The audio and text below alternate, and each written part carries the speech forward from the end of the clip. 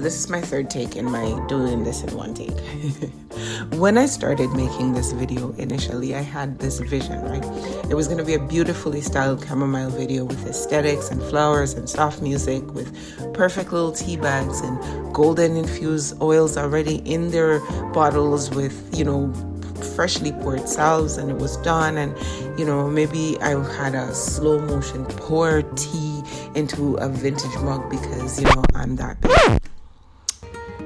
Honey, let me present to you Santa's workshop. If Santa were a tired perimenopausal kind of homesteader. Listen, I am absolutely knee-deep in herbs, and it's not just chamomile because, as usual, one project is not enough for your girl. I've got 3-year-old Jamaican fever grass that's drying into tea.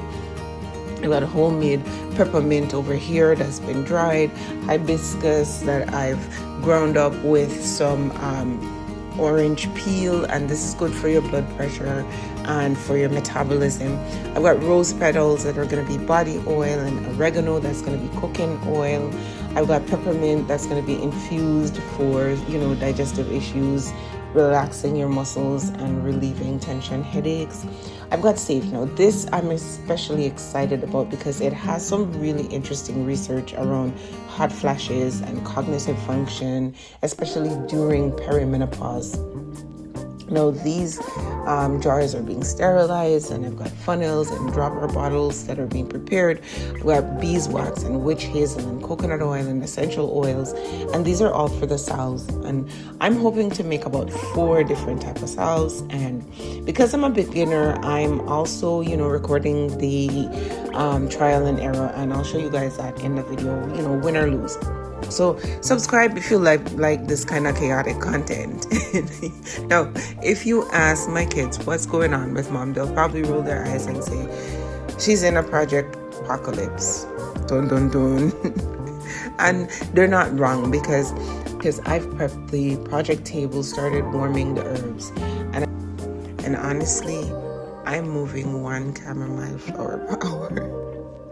So instead of pretending I have everything beautifully aligned and finished, I'm going to do what I do and be useful, and I'm going to show you guys the chamomile benefits, cliff notes.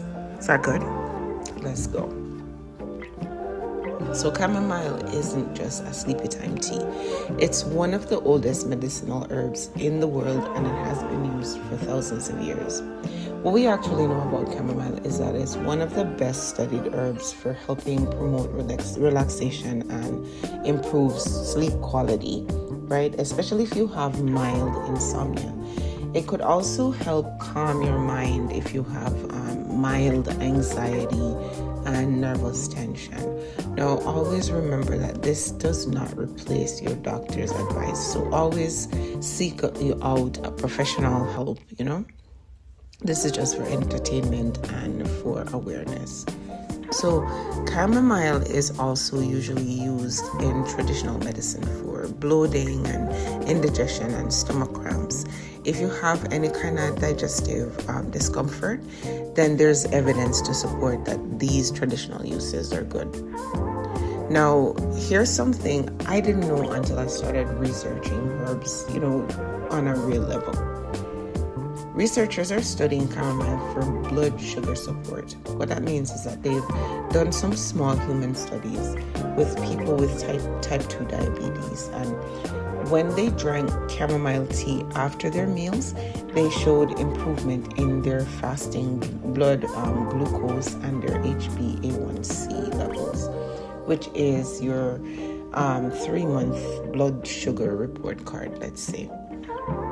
Now that's promising, but again, it doesn't mean that chamomile can replace your diabetic medication, right? It means that the research is interested enough that, scientists are continuing to investigate it. Now, chamomile is also rich in antioxidants and compounds that can help reduce your oxidative stress, which is something that has been linked to aging and many of the chronic diseases that we see nowadays.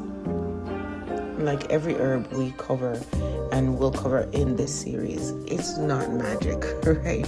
It's not going to be a cure-all. And natural doesn't automatically mean that the herb is safe. I want you to remember this.